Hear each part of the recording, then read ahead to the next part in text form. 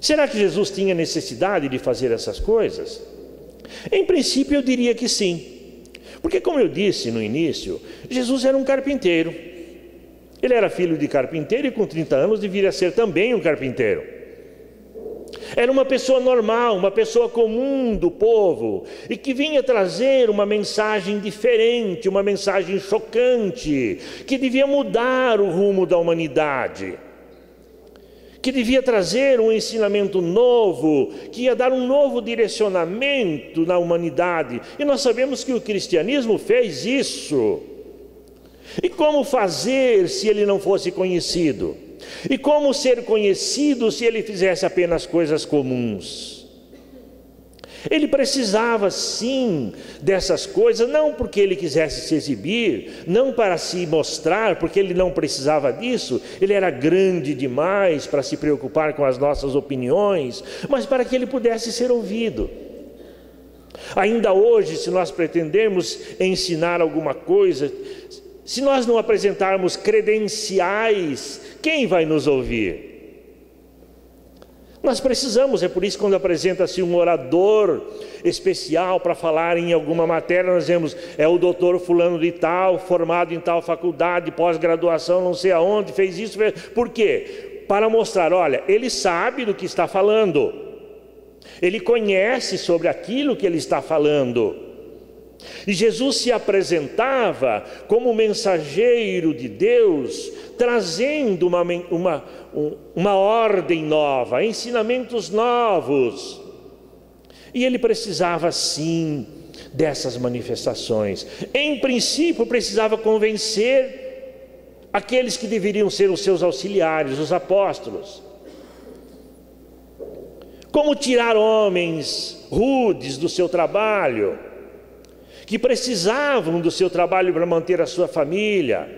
Imagine a luta daqueles homens, supostamente todos eles casados. Na realidade, apenas Pedro nós sabemos que era casado, porque fala que Jesus curou a sogra dele. Aliás, dizem, né, as más línguas, que foi por isso que Pedro negou a Jesus depois. Não fui eu que inventei, mas Jesus teria curado a sogra de Pedro. Então é o único que nós sabemos que era casado. Todos os outros não se fala, porque isso não era importante no contexto naquele momento. Mas eles tinham famílias e eles tinham que deixar. Jesus dizia a eles, vinde a mim e eu vos farei pescadores de homens. Ou seja, deixe de pescar os peixes, a vossa tarefa agora é outra. Como seguir esse homem se ele não apresentasse alguma coisa nova? E ele realmente fez coisas extraordinárias para convencê-los. O primeiro milagre atribuído a Jesus foi a transformação da água em vinho. Ele foi convidado a uma festa, nas chamadas bodas de Caná, e servia-se vinho. O vinho é muito antigo, né? É tanto quanto a cerveja, o vinho já era daquele tempo. E o dono da festa calculou mal. Ou ele não sabia que o povo bebia tanto, ou ele comprou pouco mesmo. E o vinho estava acabando. Isso era uma vergonha muito grande para o dono da festa, né? Como ainda é hoje, né? Se convidar alguém para uma festa e deixar faltar o necessário, a comida, a bebida, chega a ser humilhante. E Maria chegou a Jesus, ela certamente já conhecia muito bem a capacidade do seu filho, disse, filho, acabou-se o vinho. E ele foi até mal criado. Mãe, o que eu tenho a ver com isso? Não foram essas palavras, mas o que tem a ver? Ele disse literalmente isso. Por que vem falar para mim? Eu não sou o dono da festa. Mas ela insistiu. E ele mandou que os serviçais enchessem os recipientes de vinho com água. E não sei lá o que ele fez. E quando provaram, era vinho. E até reclamaram, né? Censuraram. Mas que coisa, eles não sabiam do milagre. Deixou o melhor vinho para o fim. Nós sabemos que em qualquer festa, né?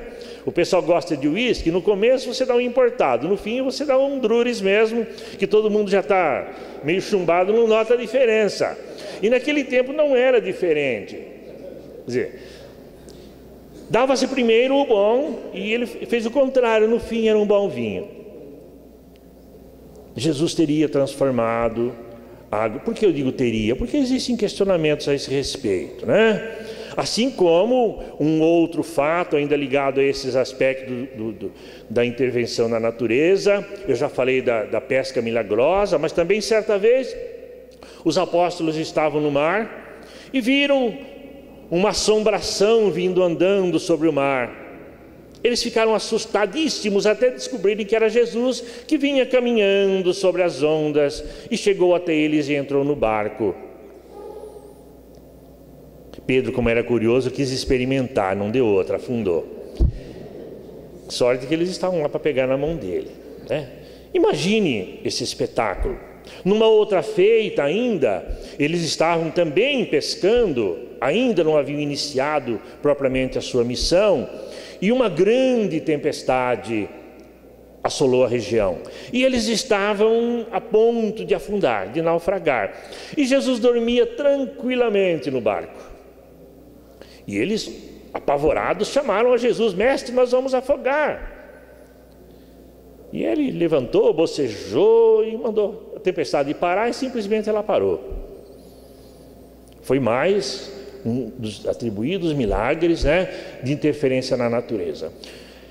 Mais uma vez, nós temos os grandes questionamentos, inclusive no meio espírita, que diz: não, e Jesus não poderia ter feito isso? Eu já ouvi até alguém dizer que se a tempestade fosse perigosa mesmo, teriam morrido afogados, que Jesus não faria. Em primeiro lugar, opinião minha, mas mais baseada no livro dos Espíritos, no livro dos Médiuns especialmente, Jesus podia sim fazer, se ele quisesse. O livro dos Espíritos nos diz, enfatiza com muita ênfase, que existem falanges de espíritos que comandam a natureza e que são responsáveis por todos os fenômenos da natureza.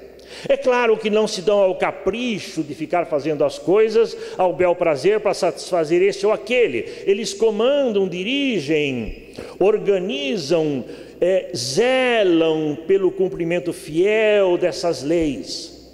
Mas sabemos também que Jesus, o governador da Terra, é a autoridade máxima no âmbito do nosso planeta.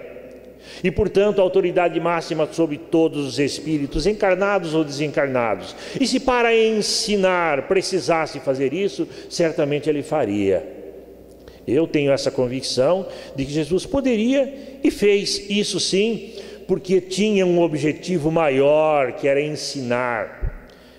E que especialmente mostrar que ele era realmente aquilo que ele dizia ser, o Filho de Deus, o Messias que veio à Terra para trazer uma mensagem nova.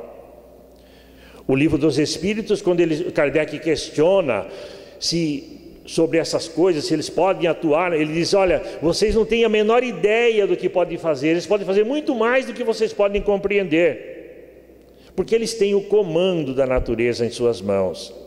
Então Jesus poderia sim ordenar que se acalmasse, e os espíritos que estavam à sua volta providenciariam para que isso acontecesse. Então, é milagre? Aos olhos humanos pode parecer que sim, mas é o exercício de um poder sobre a natureza, manipulando leis que nós não conhecemos, que nós não sabemos ainda como fazer, mas que Jesus conhecia, que os espíritos que dirigem a nossa terra certamente sabem, certamente têm condições de fazer. Esses outros, por exemplo, a transformação da água em vinho, também é muito questionado. A multiplicação dos pães e dos peixes, que é um outro fenômeno também dessa mesma ordem, que Jesus estava falando para uma multidão de cerca de 3.000 pessoas, e não tinha comida, estavam todos com fome. E buscaram lá alguns pães e alguns peixes, Jesus mandou que fosse repartido para a multidão, e consta que sobraram 12 cestos de pães. Ele fez isso 2 vezes. Mais uma vez se questiona, eu já ouvi, inclusive ali na literatura espírita, que diz: não, eles tiveram a sensação de que estavam